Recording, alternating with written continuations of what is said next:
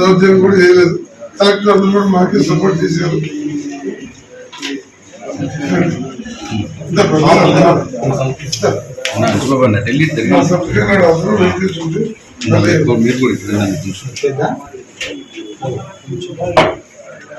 ఇక్కడికి రండి, ఇక్కడికి రండి.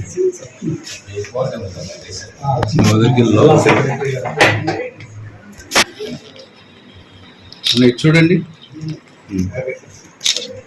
Okay sir.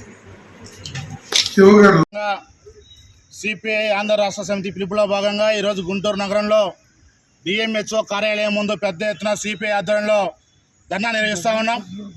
ఈ గుంటూరు నగరంలో ప్రైవేట్ కార్పొరేట్ మెడికల్ కాలేజీలు మాఫియా విచ్చలడిగా ఒకవైపున పెరిగిపోతూ ఉంటే, ప్రజల్ని దోచుకుంటూ ఉంటే, మరొక వైపున ప్రభుత్వ వైద్యశాలలో ఏమాత్రం కూడా కనీస సౌకర్యాలు లేకపోవడం వల్ల మరొక వైపున మన గుంటూరు మెడికల్ కాలేజీ అదేవిధంగా గవర్నమెంట్ హాస్పిటల్ ఏర్పాటు చేసి సుమారుగా 5-6 దశాబ్దాలు అవుతూ ఉంది.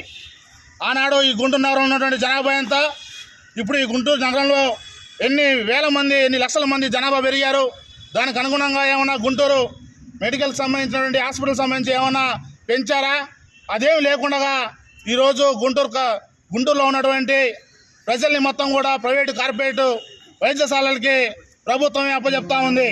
దీనిపైన రాబోయే రోజుల్లో సిపిఐగా పెద్ద ఎత్తున పోరాటానికి సిద్ధమవుతున్నామని చెప్పి తెలియజేస్తా ఉన్నాం.